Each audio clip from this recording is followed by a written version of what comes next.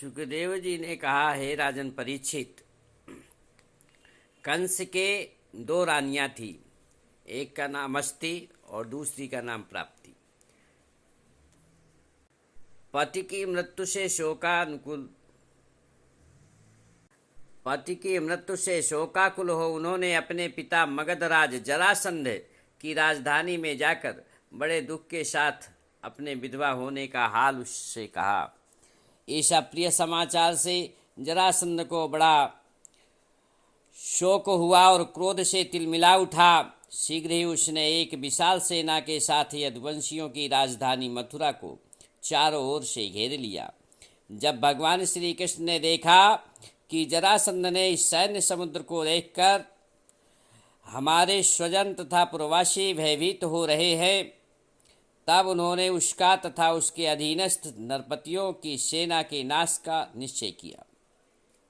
उन्होंने साधु सज्जनों तथा धर्म की रक्षा करने और अधर्म को रोकने के लिए ही अवतार ग्रहण किया था।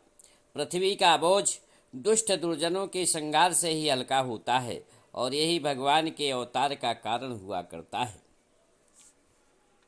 श्री कृष्ण और बलराम जी ने कवच धारण किए और रथ पर सवार हो मथुरा से निकल पड़े। उनके साथ एक छोटी सी सेना थी।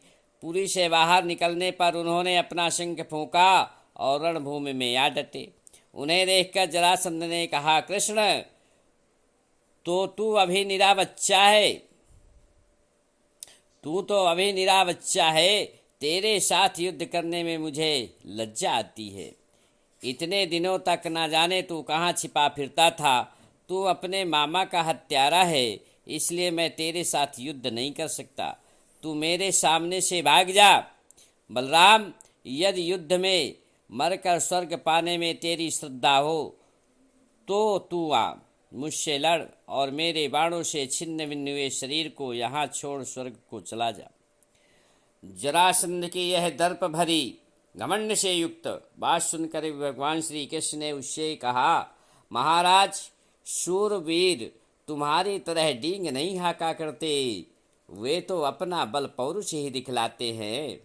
देखो, तुम्हारी मृत्यु ही तुमसे यह प्रलाप करा रही है और इसीलिए तुम व्यर्थ की बातें बक रहे हो। मैं तुम्हारी बातों पर ध्यान नहीं देता।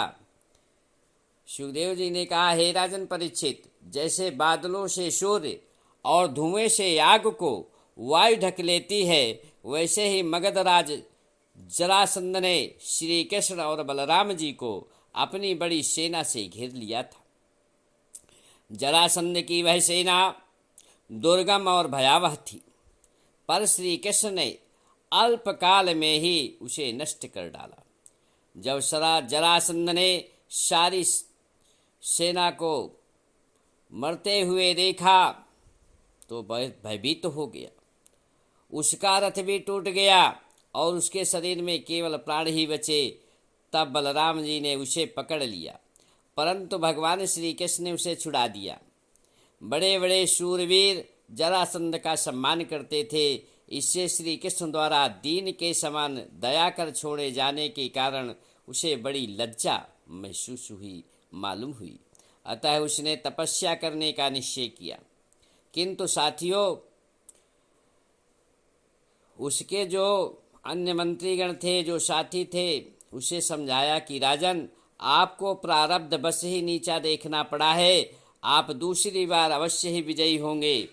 इससे उसकी मत फिर पलट गई और वह अपनी राजधानी को लौट आया। इसके बाद मगधराज जरासंध ने एक दो तीन बार नहीं बल्कि 17 बार सेना इकट्ठा की और यदुवंशियों से युद्ध किया। किंतु भगवान श्री कृष्ण के पराक्रम से हर बार यादवों ने उसकी सेना नष्ट कर दी। बोलो वृंदावन बिहारी लाल की जय।